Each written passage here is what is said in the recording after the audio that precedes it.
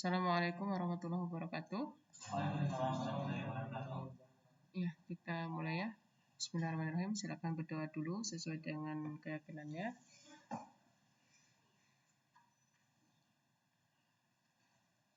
Oke, kita masuk ke materi yang baru, yaitu masih tentang bendung ya. Tapi sekarang kita masuk ke perencanaan hidrolik bendung dan pelimpah ya.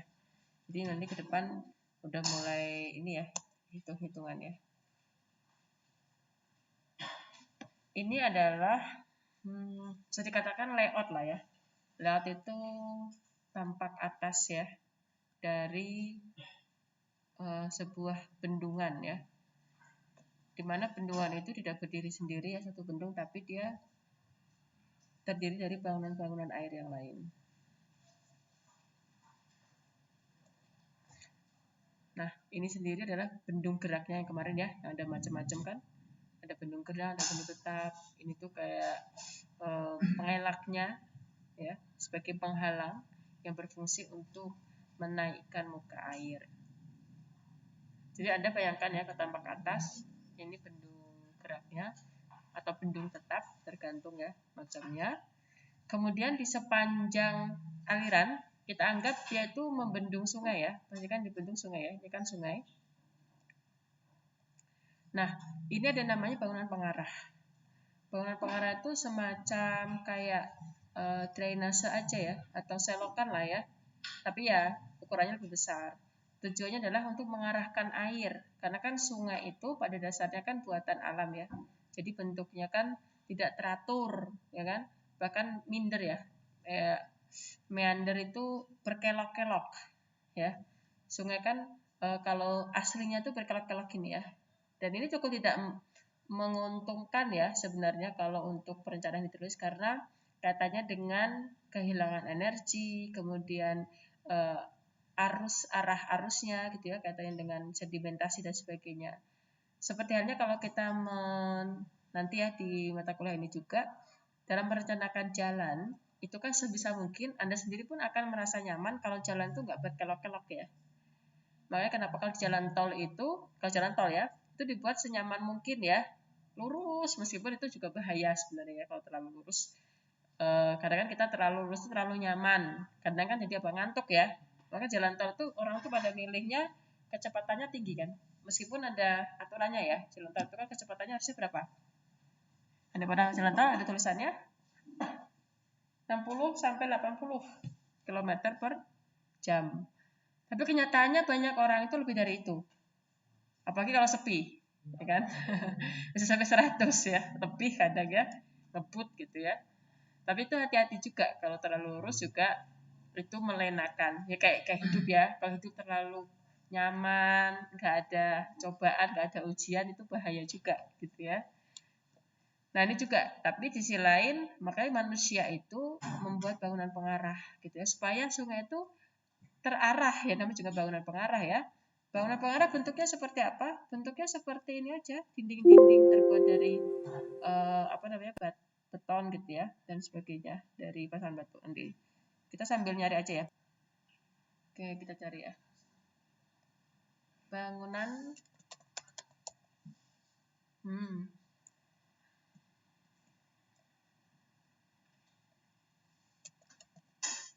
baik.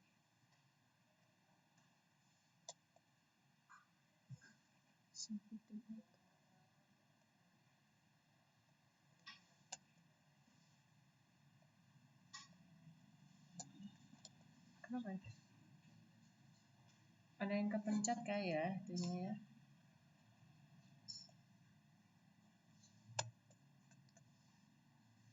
Manage virus. Apa sih namanya?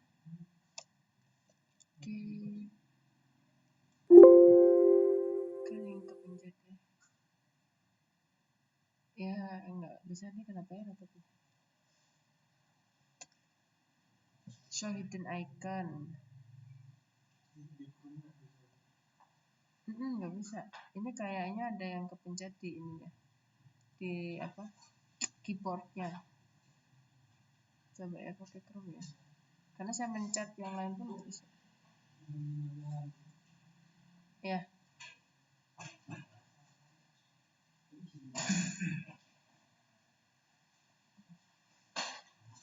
nggak bisa.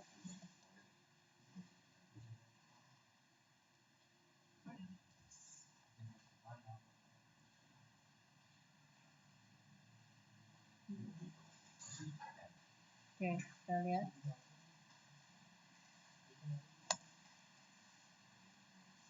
Nah, seperti ini ya. Pengarah. Ya kayak ini ya. Irigasi di bagian salurannya ya.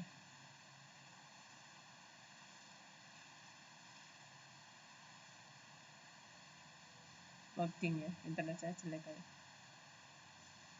Contohnya seperti inilah ya, intinya dia itu semacam pasangan batu. Kayak Anda kalau lihat selokan ya, pinggir-pinggirnya kan ada ini ya, dinding saluran. Nah, itu namanya bangunan pengarah. Jadi fungsinya itu untuk mengarahkan air menuju ke bendung ya, biar terarah satu jalur seperti itu. Ini contohnya ya. Karena kalau nggak kayak gini kan, misalkan kita nggak kasih arahan ini kan belok-belok ya, arah arusnya ya, sungainya, maka kenapa perlu diberikan bangunan pengarah namanya.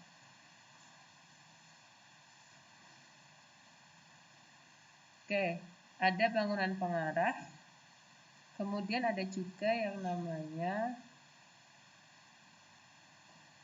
ini dinding pemisahnya. Ada tangga ikan. Kemarin saya bilang ya mungkin ya. Karena apa? Memang isu yang cukup populer ya saat tantangan juga lah ya bagi engineer ya untuk membuat suatu bendungan itu isu lingkungan. Karena dikhawatirkan kalau membuat bendungan seperti ini akan mengubah ekosistem yang ada di sungai tersebut, ya kan? Karena kan namanya ikan ya, saya juga belum terlalu paham, tapi saya pernah lihat sih, ikan itu kalau bertelur, dia itu akan melawan arus. Intinya dia akan ke mana gitu ya, bagian mana khusus untuk bertelur. Kalau saya pernah lihat tuh ikan salmon ya, waktu itu yang di luar negeri ya, dia tuh berarti kayak menempuh perjalanan cukup panjang untuk khusus untuk bertelur, untuk menyimpan telur-telurnya gitu ya. Makanya kenapa di sini dibuat apa namanya, tangga ikan supaya ikan-ikan ini tetap bisa lewat meskipun ada bendungan ini, ada bendung. Nanti akan kita bahas juga ya, tapi nggak apa-apa, nanti kita coba kita lihat ya, saya perlihatkan bentuk tangga ikan. Karena memang nanti ada di materi selanjutnya ya. Tapi biar Anda gak bingung, biar ada gambaran ya. Tangga ikan.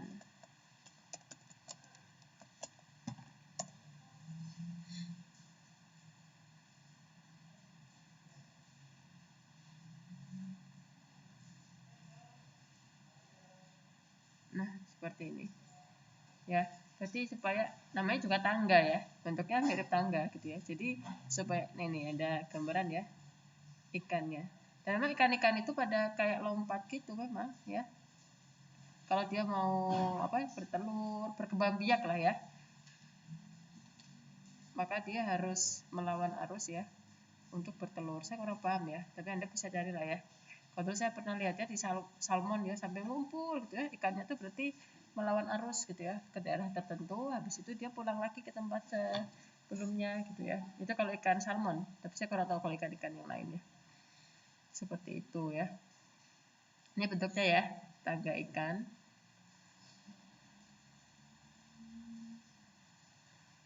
Bahkan ada bukunya khusus ya, perencanaan tangga ikan.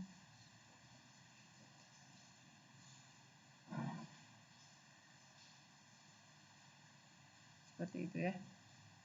Bentuknya pun macam-macam sih sebenarnya ya. Intinya bagaimana ikan itu tetap bisa bertelur, berkembang biak ya, meskipun dengan adanya bendungan itu. Oke, selanjutnya ada pembilas. Kenapa perlu dibilas? Karena kan namanya air, apalagi kalau bendungannya itu multifungsi, tidak cuma dipakai untuk apa namanya irigasi, tapi untuk PLTA, untuk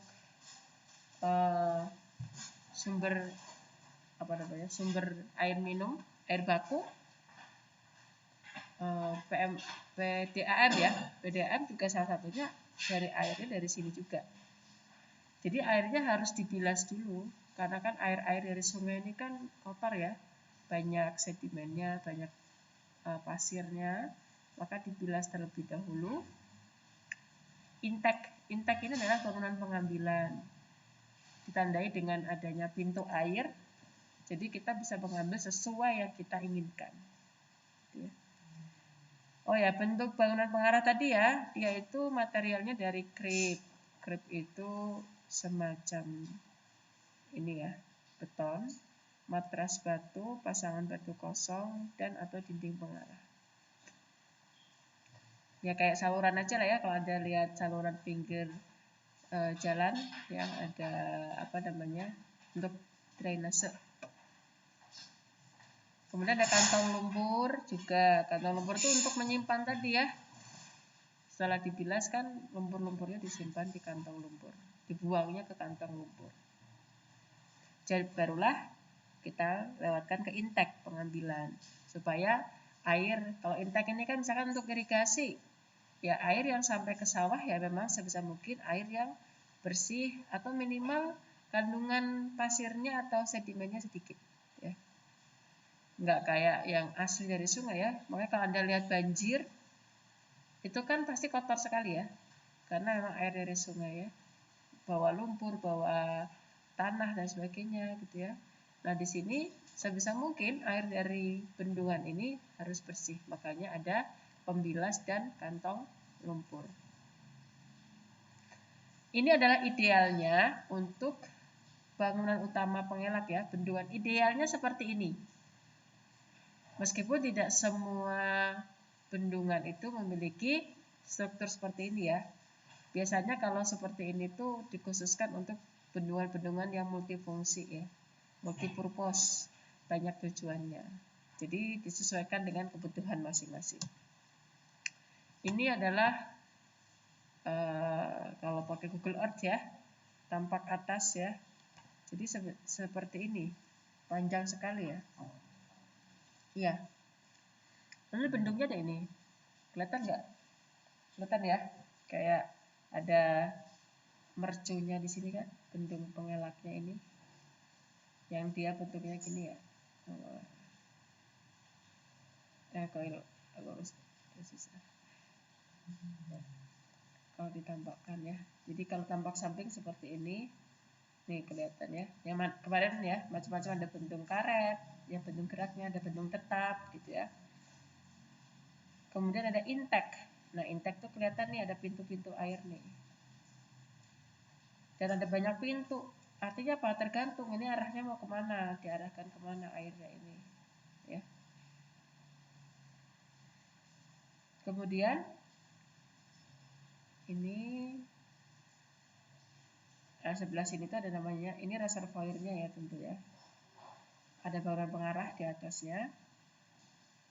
Kemudian ada talang. Talang itu jembatan, tapi jembatan untuk air istilahnya. Kalau kita kan untuk nyebrang itu namanya jembatan ya kalau manusia. Kalau talang itu jembatan tapi untuk air. Kalau kita selengnya bilang apa talang? Talang rumah ya. Itu untuk air juga ya. Intinya untuk melewati air. Misalkan ini airnya, ada saluran irigasi misalkan ya, tapi salurannya itu melewati sungai. Ini gimana? Makanya dibuatlah namanya talang ini. Jadi jalan tapi untuk air gitu ya. Jembatan tapi untuk air, maaf. Nah, sepanjang ini juga ada yang namanya kantong lumpur nih, panjang kantong lumpur ya. Nanti ada ya penjelasannya bentuknya seperti apa. Melewati kantong lumpur, terus ada bangunan pembilas, airnya dibilas di sini. Makanya bendungan itu termasuk infrastruktur mega infrastruktur ya, gede, besar ya. Dananya pun miliaran, mungkin bisa sampai triliunan ya. Kayak kemarin tadi saya baca berita gitu ya. Bahkan untuk membuat nanti itu ada namanya, kita akan belajar tentang namanya sudetan. Bentuknya mah sederhana ya, cuma saluran-saluran itu aja habisnya sampai ratusan miliar. Apa? Yang bisa apa? Maksudnya? Biayanya. Iya, oh, itu lebih mahal lagi. Ya, karena kenapa mahalnya? Itu adalah terutama kalau di bagian sungai ya, kita tuh harus ngeringin sungainya dulu. Ya kan? Kebayang nggak? Ini tuh awalnya sungai loh. Jadi tuh sungai itu harus dikeringin terlebih dahulu, namanya di watering ya. Nanti Anda coba lihat lagi YouTube bagaimana proses pembangunan bendungan. Jadi sungai itu benar-benar dibikin kering dulu, diambil airnya, mahalnya itu di situ. Mega raksasa ya, dan itu sampai tahunan. Bahkan untuk membuat nanti namanya itu bangunan Sudetan itu, padahal dia sederhana ya, tapi bisa sampai 5 tahun. Ya, lama sekali. Karena kaitannya dengan alam ya. Beda kan kalau misalkan bikin gedung ya. Gedung mah ya apa namanya? Tantangannya ya paling ke waktu, biaya gitu aja ya. Tapi kalau misalkan bangunan alam-alam ini kan banyak yang tidak terduga ya. Nah, ini adalah contoh perencanaan bendungan utama. Ini lokasinya di Bendung Karangtalun di Yogyakarta. Ya. Artinya dalam tahap perencanaan bangunan air, terutama di bendungan ini, pertama kita rencanakan dulu bendungnya sendiri. Bendung tuh yang ini ya, ini loh. Atau bangunan pengelak, wear ya. Mau pakai tipe bendungnya apa, bendung gerak, bendung tetap gitu ya. Lebar sungainya, elevasi bendungnya, elevasi mercu ya, namanya transport mercu. Desain kolam olak, ada namanya kolam olak, ini kita pelajari juga. Intake-nya, bangunan pengambilannya, mau berapa debitnya. Jadi sesuai kebutuhan ya, kecepatan alirannya mau seberapa ya. Kemudian ada kantong lumpur, dimensinya berapa, kecepatannya berapa, tipe penampangnya seperti apa. Data hidrologi, nah kita dipelajari kita juga ya, nanti kita akan belajar juga nih di hidrologi. Kita akan bagaimana sih cara menghitung curah hujan, pakai metode apa, bagaimana cara menghitung debit, neraca air, udah ya. Kemarin kan ada kan di kuis ya, tentang neraca air ya. Itu kan kita menghitung jumlah air di suatu bendungan ya, contohnya di bendungan. Karena kan di bendungan ini juga harus kita hitung. Misalkan bendungannya berapa hektar ya, berpuluh-puluh kilometer ya. Cara menghitung airnya gimana? Salah satunya adalah tadi metode neraca air. Ya. Ini contoh komponen ya, potongan melintang. Ya kita sebutnya sebagai potongan melintang. Kalau tadi kan Anda lihatnya tampak atas, ya kan? Kemudian tampak depannya. Sekarang potongan melintangnya. Anda bisa membayangkan ini? Kebayang ya? Dari yang bentuknya tadi sungai, tadi ini kita bikin gambar kerjanya. Kebayangkan? Jadi ada hulu itu yang di sini ya, hulu, kemudian ini ke hilir. Berarti sebelum, ini namanya kita sebut sebagai mercu bendung. Sebelum mercu bendung sebagai hulu ya, setelah mercu sebagai hilir. Ya. Jadi yang Anda lihat, mungkin yang kelihatan itu kan cuma mercunya aja gini ya. Tapi di bawah mercu itu juga dibangun, ada infrastrukturnya ya. Yang pertama adalah ada koperan ya. Koperan ini bentuknya seperti dinding juga, dia terbuat dari beton. Tujuannya adalah untuk memperkuat lantainya ya. Lantai muka bendung. Makanya ini dibangun ya. Dicor nih sepanjang ini. Artinya apa? Kita harus mengeringkan air ya sepanjang ini. Kemudian ada lantai pelindung. Kenapa di daerah seperti ini mesti pakai lantai pelindung gitu ya? Tujuannya adalah untuk menghindari adanya gerusan. Apalagi kalau kecepatan airnya tinggi. Karena air itu kan meskipun secara pergerakan mungkin nggak cepat ya, tapi dia berpengaruh terhadap terjadinya gerusan ya. maka dibuatlah lantai ya. Dasar lantainya ini dari apa? Dari beton. Paling kuat dari beton ya. Mungkin kalau zaman dulu belum ada beton ya dari pasangan dan sebagainya ya, tapi zaman sekarang ya pakai beton karena beton itu sangat minim sekali adanya kebocoran dibandingkan kalau dari material-material yang lain ya. Karena beton itu kan dari apa? Utamanya yang membuat dia itu solid dari semen nih ya. Semen itu membuat suatu antar material itu saling bersementasi. Bersementasi itu solid ya, tidak mudah untuk melewatkan air dibandingkan dengan material-material yang lain. Kemudian, nah di bawah mercuk itu ada pelat, semacam pondasinya ya, tapi kalau di sini terbuat dari pelat. Pelat itu semacam kayak papan gitu ya. Pelat itu ya. Intinya bentuknya misalkan gini. Seperti nanti kalau Anda belajar baja, salah satu cara penyambungan antar baja itu menggunakan pelat. Nah, pelat itu kayak gini, kayak triplek lah ya, anggaplah triplek. Tapi materialnya dari baja. Pelat itu maksudnya pelat ya. Kenapa perlu ada pelat di bawahnya? Untuk memperpanjang grip line. Grip line itu semacam kekuatan ya, kekuatan dari tanah itu untuk menghindari atau mengurangi uplift pressure. Uplift pressure itu kayak tekan ke atas atau kayak apung. Kan kemarin saya sampaikan ya, pada bendung itu akan bekerja kayak yang ke atas. Maka untuk menguranginya perlu dipasang ini tadi, pelat pancang baja. Ini mercunya umumnya sih sekarang mah kebanyakan pasti dari beton ya. Kemudian ada kolam olak.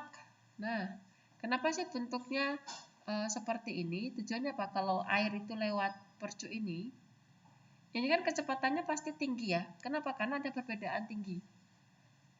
Kayak Anda kalau lihat air terjun ya kan, karena ada perbedaan tinggi kan airnya pasti ini sekali ya, kencang dan itu memiliki energi pasti ya sangat kuat. Kalau manusia itu misalkan Anda lari gitu ya, Anda lompat, itu kan pasti kekuatannya sangat besar ya. Nah, itu perlu diredam. Air pun sama gitu ya, saat dia ini kan anggap aja airnya itu kayak lompat gitu ya. Kalau nggak diredam, nanti dia akan menggerus, merusak infrastruktur yang ada di sekitar sini. Maka perlu adanya kolam olak. Saya perlihatkan ya, kolam olak itu seperti apa. Kalau ininya ya, tampilan aslinya ya. Kolam olak.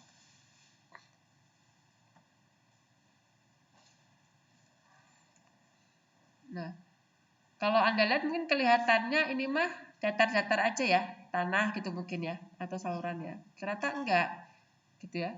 Berarti setelah ada mercu ini ada kolam olak. Bentuknya seperti ini kolam olak tuh. Bentar ya. Nah, ini gambar kerjanya aja lah. Tapi dia tertutup oleh air ya. Jadi dia tuh meredam. Ini kita lihat YouTube-nya ya. Dan nggak ngantuk ya. Kamar mandi aja dulu tuh. Cuci muka atau apa dulu. Ya. Emang materinya gini ya. Makanya saya sambil liatin gambar biar nggak terlalu ngantuk.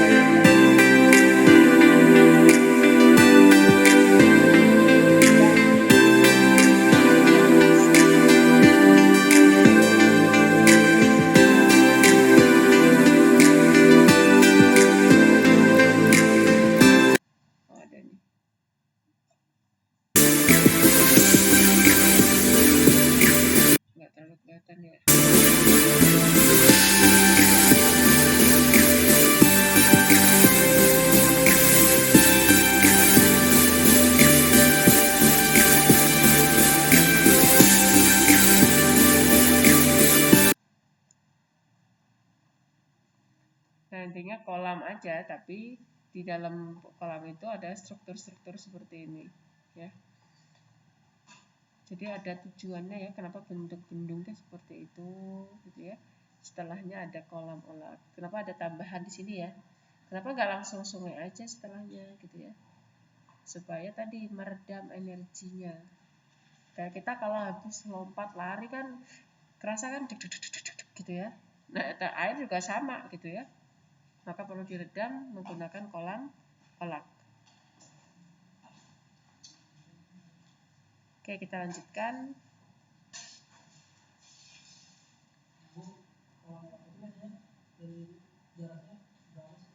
Nanti ada perencanaannya. Ada. Nanti kita bahas juga. Cara menentukan elevasi mercunya, tinggi mercu, nanti kita akan bahas ya. Bagaimana cara merencanakan tinggi mercu, lebar bendungannya, kemudian panjang kolam olaknya, nanti ada juga. Setelah ini ya, satu-satu. Ini kolam olak ya, tujuannya adalah meredam energi yang jatuh dari mercu sehingga tidak merusak sungai di hilir. Ini kan hilir ya. Ini lantai lindungnya. Jadi seperti itu. Oh, udah asal ya.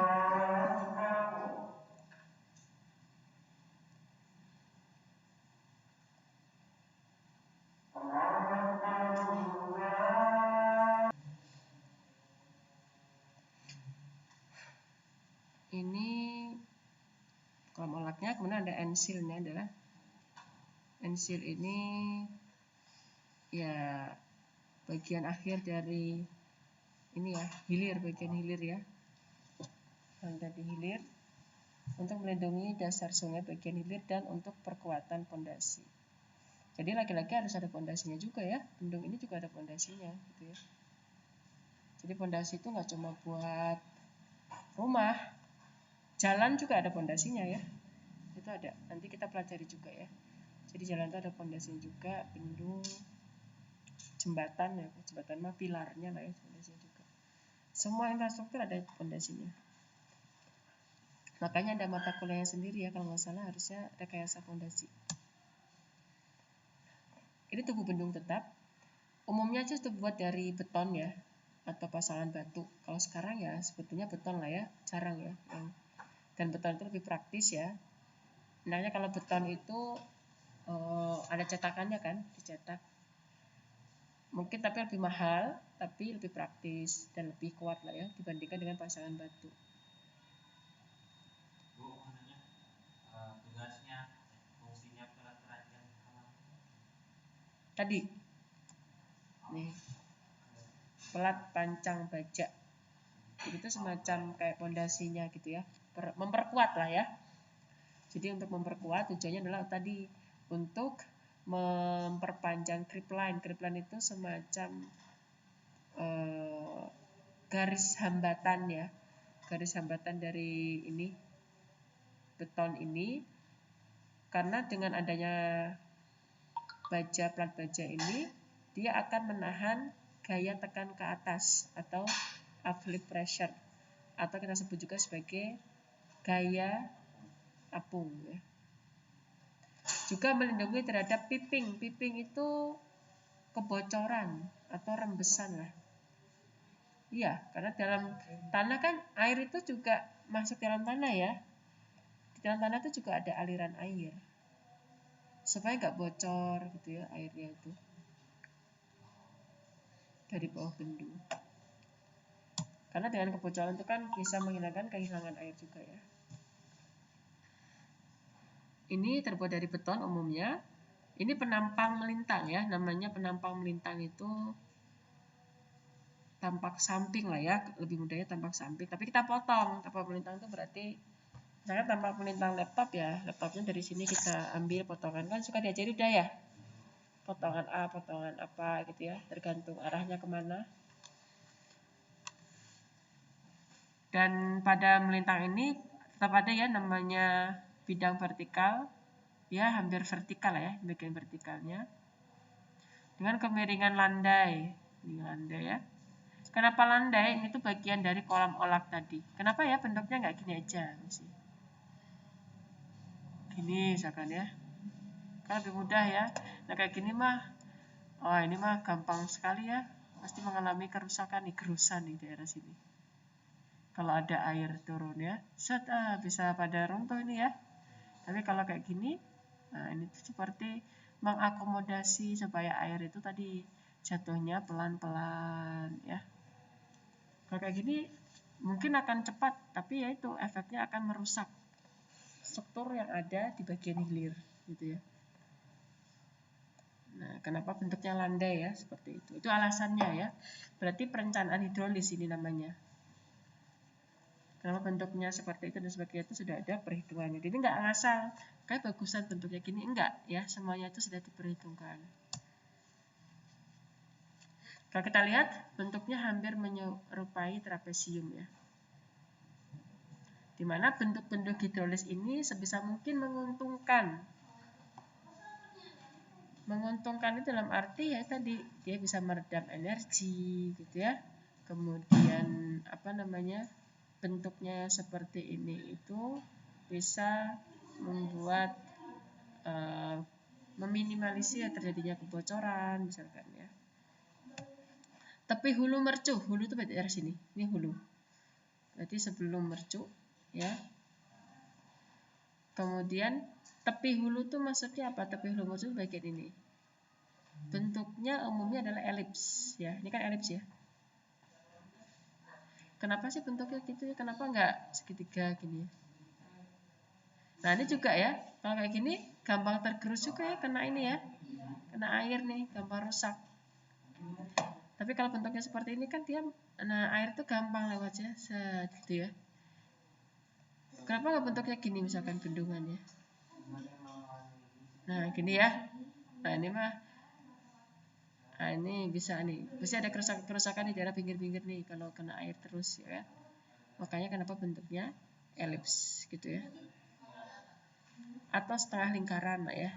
Dan mercu hilirnya, kenapa ini bentuknya parabola? Nah, yang mana bersambung dengan permukaan hilir. Nanti kita akan bahas juga ya perencanaannya.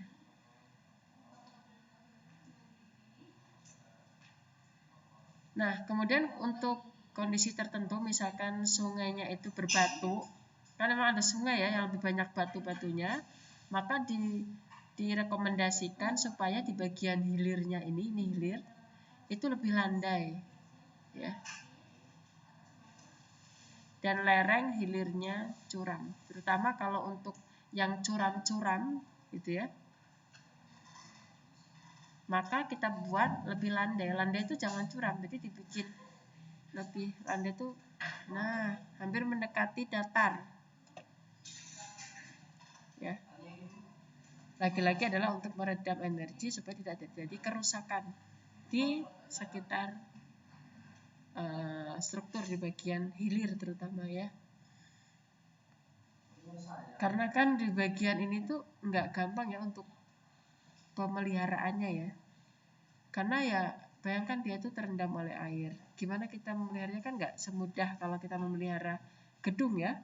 Kalau gedung dipelihara ya pemeliharaan itu macam ada pemeliharaan, ada namanya perbaikan ya atau renovasi. Kalau pemeliharaan itu adalah sesuatu yang dilakukan mau dia rusak atau nggak rusak pokoknya rutin. Kalau di gedung itu apa misalkan nyapu itu pemeliharaan loh. Bayangkan kalau misalkan kelas ini disapunya sebulan sekali, kotor nggak? Kotor, debu-debunya nempel ya kan, kotoran lebih susah gitu ya. Tapi kalau misalkan kita sapu, kita pel 2 hari sekali, itu pasti akan lebih bersih, tidak cepat rusak. Dinding pun harusnya ada aturannya ya, dicat berapa bulan sekali, dibersihkan, bagian atap dan sebagainya itu seharusnya ada, ya. Kan lebih mudah ya kalau Anda bayangkan ya adalah gitu aja gitu. Tapi kalau misalkan di bagian bangunan air kan nggak semudah itu ya, kita harus masuk ke air. Bayangkan kalau lagi airnya itu debitnya besar dan sebagainya gitu ya. Makanya kita meminimalisir lah ya sebisa mungkin kerusakan itu jangan terjadi gitu ya. Kemudian pada bagian bawah atau kaki, ya, itu dibuat cekungan yang bersambung dengan lantai hilir bendung. Gitu ya. Ini bersambung ya, seperti itu. Ini lantai hilir. Oke, kita masuk ke perencanaan hidrolis bendung dan pelimpah. Bendung sama pelimpah itu sebenarnya hampir sama secara bentuknya gitu ya. Cuma yang membedakan nanti adalah ketinggiannya. Ya. Masih ingat pelimpah? Kalau pelimpah kemarin tujuannya adalah atau namanya spillway. Spillway itu untuk mengendalikan banjir. Jadi dia itu akan berfungsi saat kita akan mengendalikan banjir. Misalkan debit airnya terlalu besar.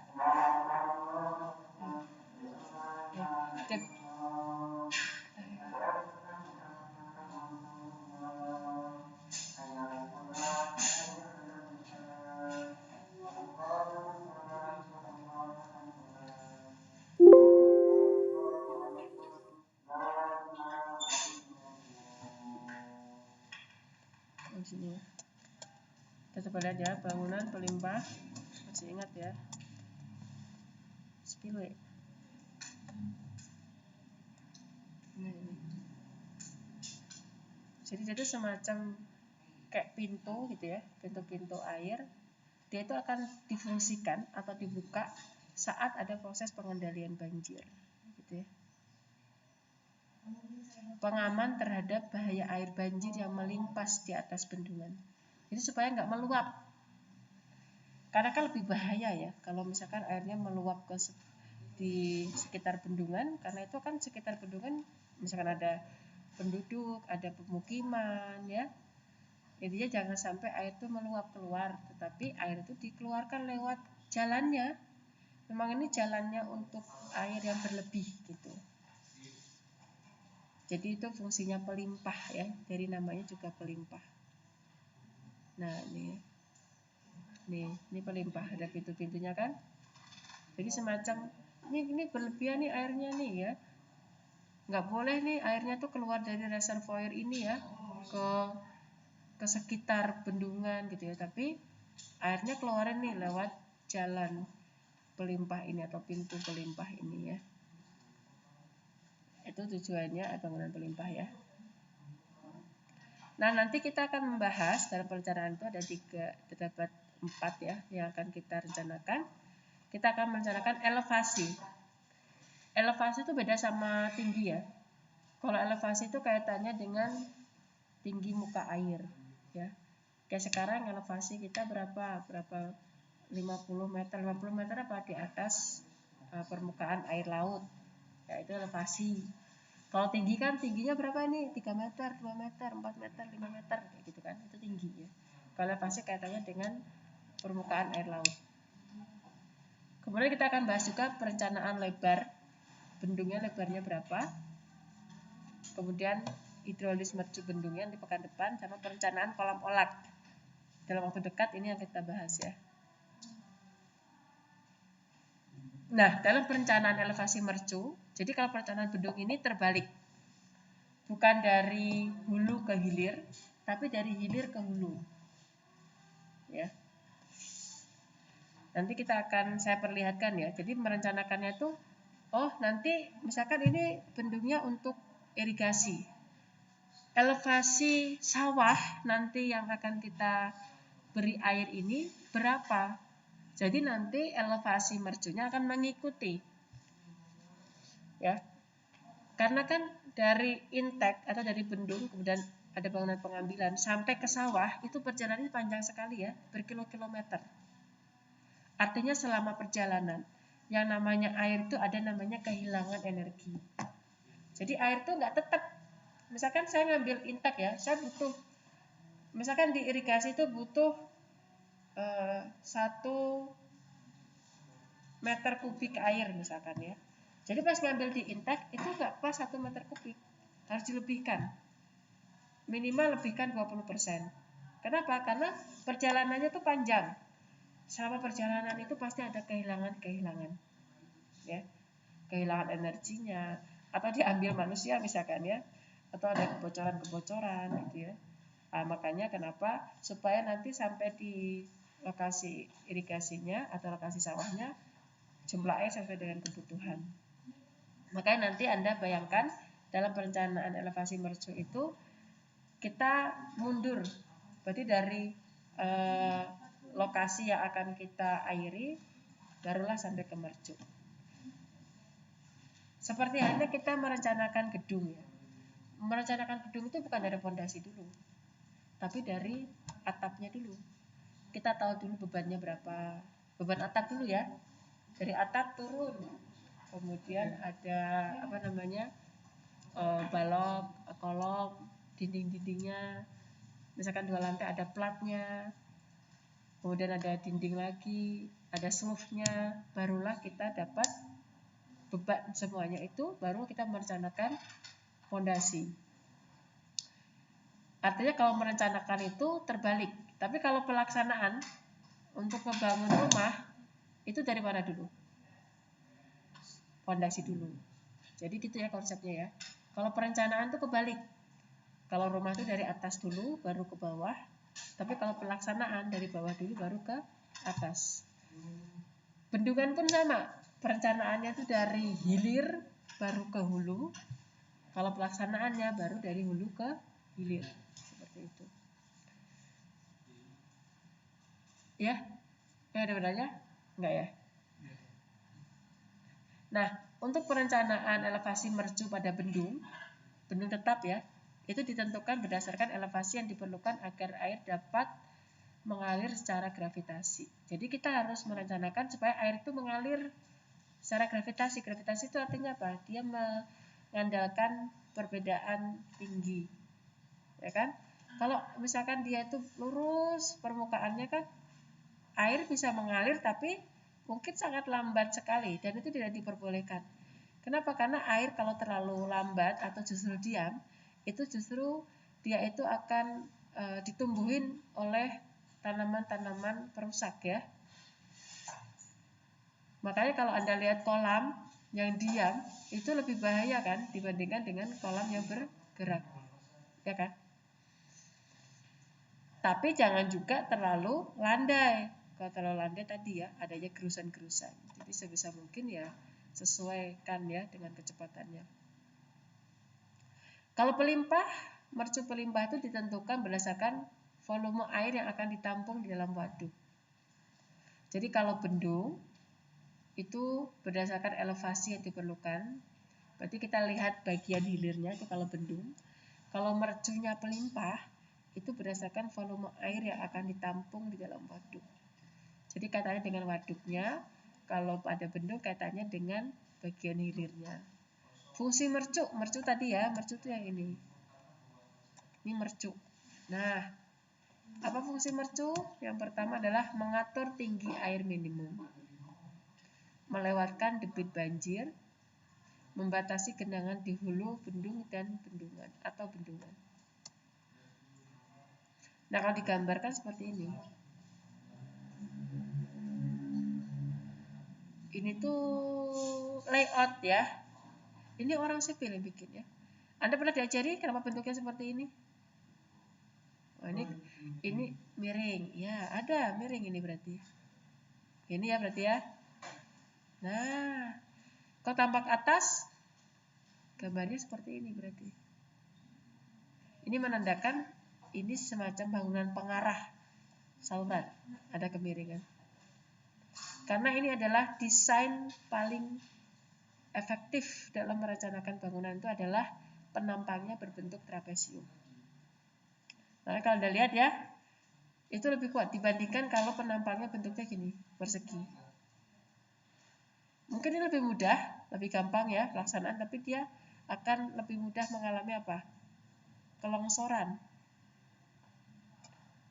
dibandingkan dengan yang bentuknya trapesium. Makanya Anda lihat kalau di jalan tol ya, ada dinding-dinding penahan tanah kan sekitar bentuknya miring-miring semua ya. Nah, ini lebih kuat dibandingkan dengan yang bentuknya lurus. Nah, ini gampang banget longsornya ini ya. Makanya kita nggak ambil ini. Sebisa mungkin bentuknya seperti ini. Cuma memang kekurangannya adalah ini lahannya lumayan ya. karena lebih luas pasti lahannya. Ini contohnya ya, ini adalah layout. Ini orang sipil juga. Saya dulu tuh ingat ya pas S1, saya tuh baru angkatan berapa ya? Baru tahun pertama atau tahun kedua udah dikasih tugas besarnya tuh membuat ginian. Enggak. Jadi memang benar-benar kalau waktu kuliah saya S1 tuh di pressure mentalnya ya, harus kuat gitu ya. Dari semester 1 tuh udah bikin gambar kerja, bikin apa namanya? Kuda-kuda macam-macam manual semuanya. Perencanaan dari awal lah ya. Kita disuruh bikin rumah sampai fondasinya, padahal baru kuliah semester 1, mana paham ini itu apa gitu. Tapi ya dilakukan aja ya. Dan memang benar-benar ditekan gitu ya. Dan ya supaya kita itu lebih tahan banting ya. Ini juga sama, waktu itu saya tugas irigasi deh kalau nggak salah. Kalau belum mah nggak sampai sih. Ini kan orang sipil juga nih bikin ginian ya. Bentuknya lebih ini ya, lebih kompleks dibandingkan kalau kita bikin desain untuk gedung ya. Nah, kenapa? Arsitek mungkin bisa, tapi ya bisa aja sih arsitek ya. Drafternya, makanya hampir sama sih. Makanya kalau drafter itu sebenarnya utamanya sebenarnya bukan sipil ya, tapi orang-orang arsitek sih. Cuma mungkin untuk pemahaman terkait tentang detail gambarnya mungkin belum sampai ke sana lah ya. Walaupun ya bisa dipelajari ya, kayak gitu ya.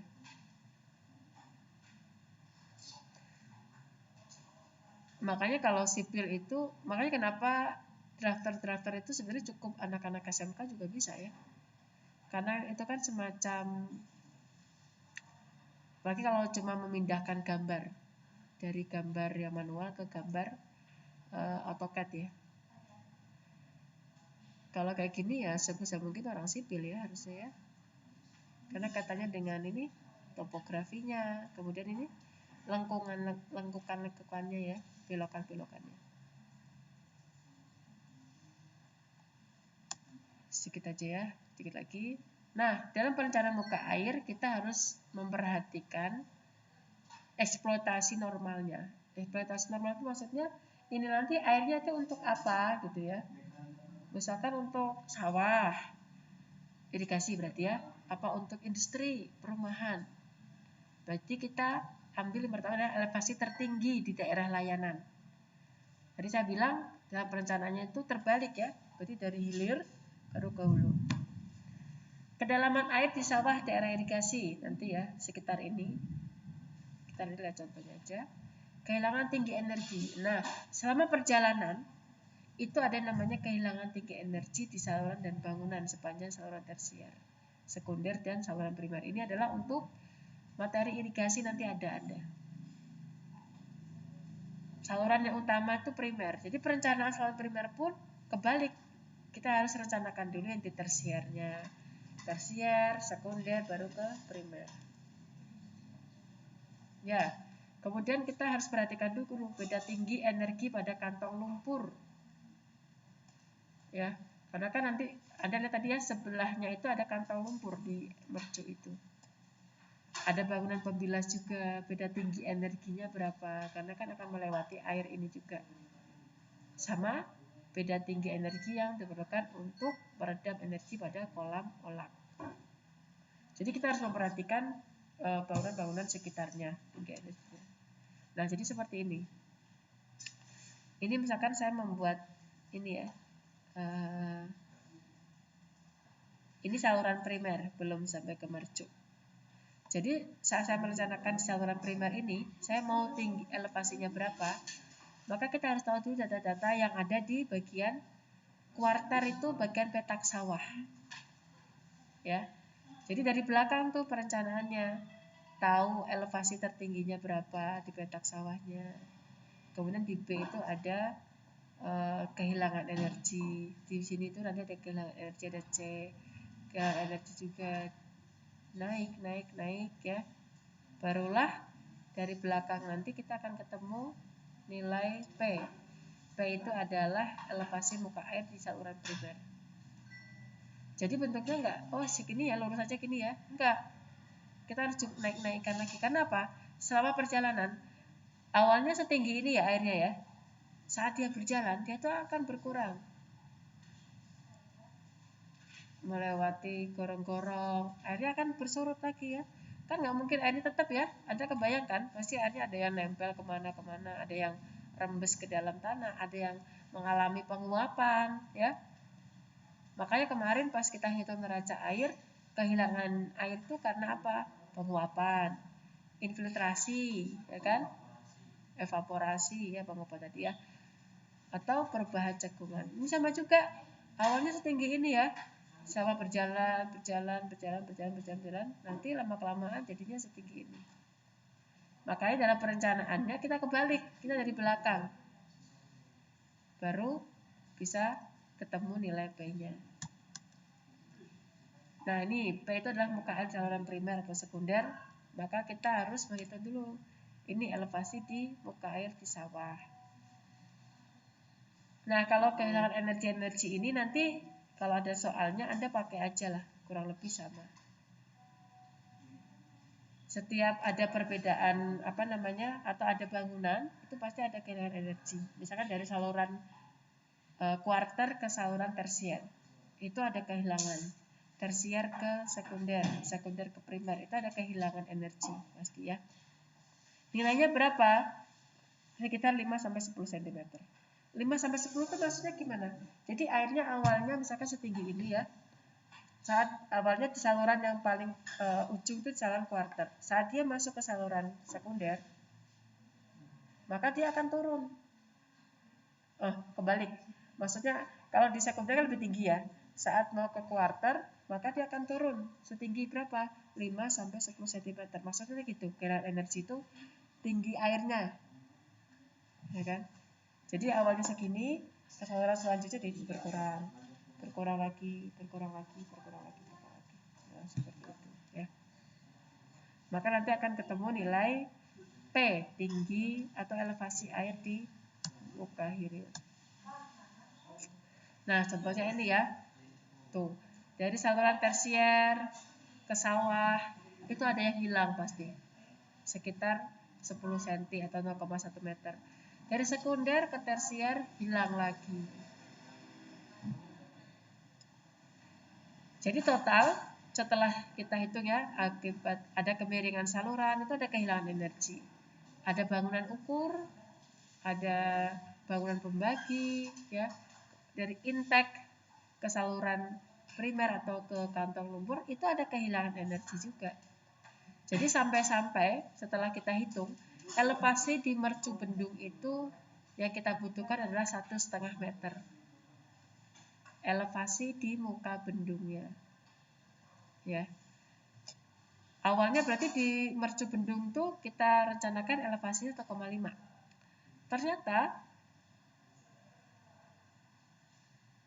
nanti berapa nih totalnya? 1,5 meter. Ya. Nanti setelah sampai ke sawah yang di sini, maka dia akan berkurang pasti jumlahnya tergantung ya. Dari jumlah air yang ada di mercu. Ini contohnya. Elevasi di sawah 15 meter. Jadi kita merencanakan elevasi mercunya itu, misalkan kita rencanakan, nanti di sawah itu elevasi itu di atas permukaan air laut ya, kita membutuhkan 15 meter.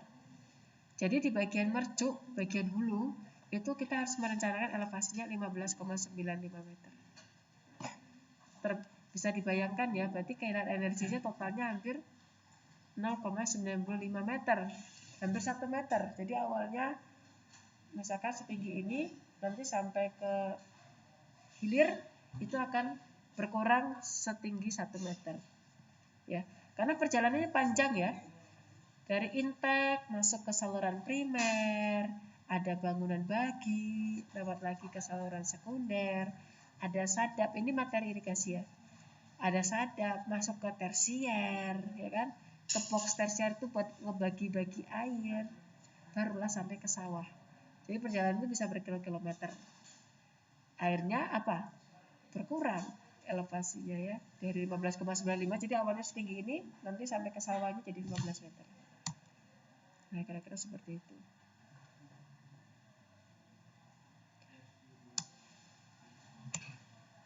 Ya. Tinggi. Nah, tadi elevasi, ada juga namanya tinggi mercu. Kalau tinggi mercu itu berarti ini tinggi mercu tuh. Nah, ini tinggi mercu. Kalau elevasi itu kaitannya dengan di atas permukaan air laut gitu ya. Kalau tinggi mercu 4 meter, 3 meter ya gitu.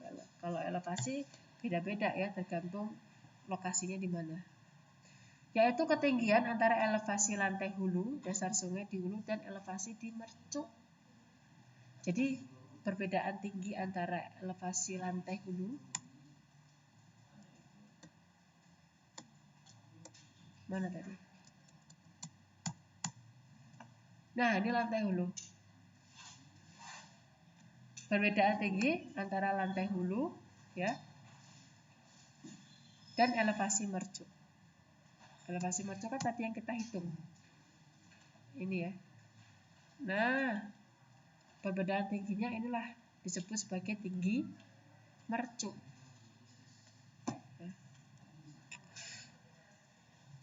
Belum ada rumus yang pasti, kayak gini-gini lagi tuh ciptaan manusia ya, karena hasil dari penelitian dan sebagainya gitu ya. Iya, memang tapi dianjurkannya maksimal ya, maksimal paling tinggi mercu itu adalah 4 meter. Tinggi, kebayang ya? 4 meter. Ini berapa meter ini?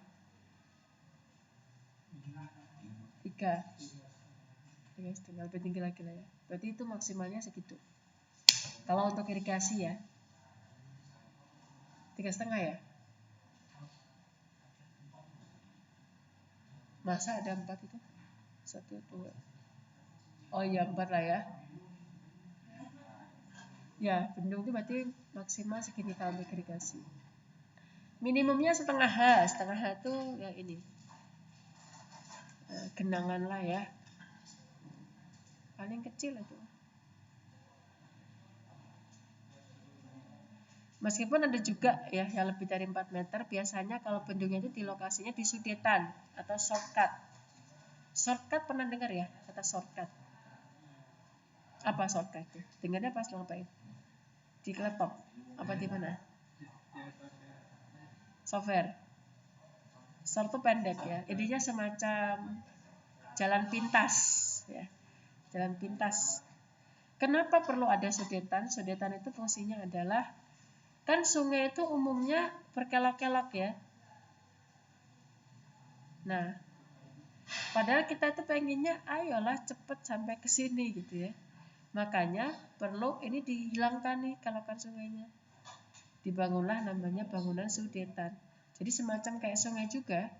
Jadi kita tuh merekayasa gitu ya. Awalnya sungai itu kalau air itu kalau mau sampai ke sini, dia tuh harus beloknya sepanjang ini.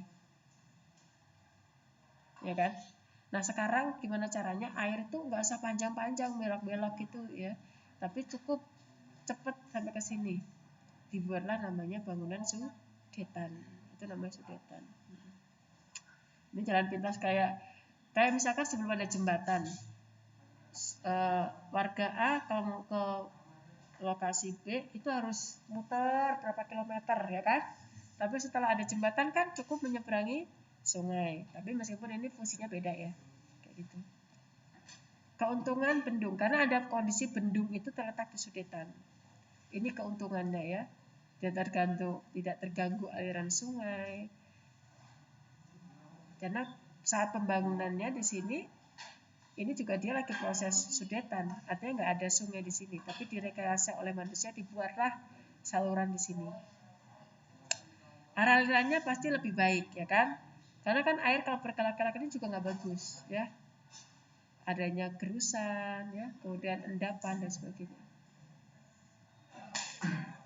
Dan tentunya peletakan intaknya lebih baik, sand trap itu penangkap pasir ya, kantong lumpur lah semacam itu.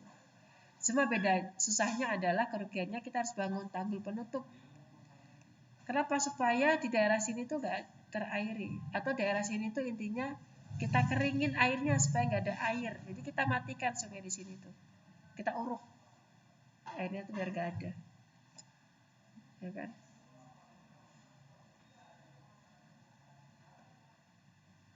Sudetan itu kita lakukan untuk sungai-sungai yang berminder. Minder itu berkelok-kelok.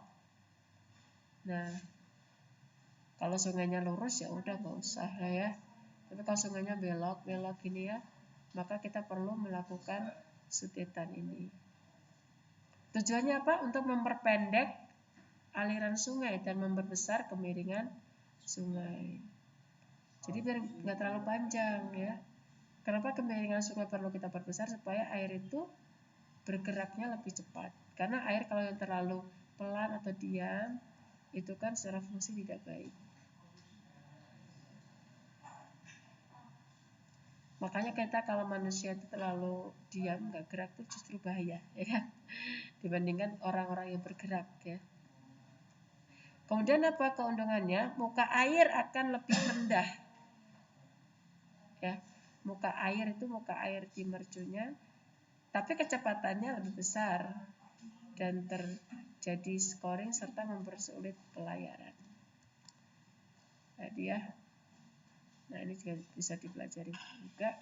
Nanti pekan depan kita akan mempelajari tentang perencanaan lebar efektif bendung dan pelimpah.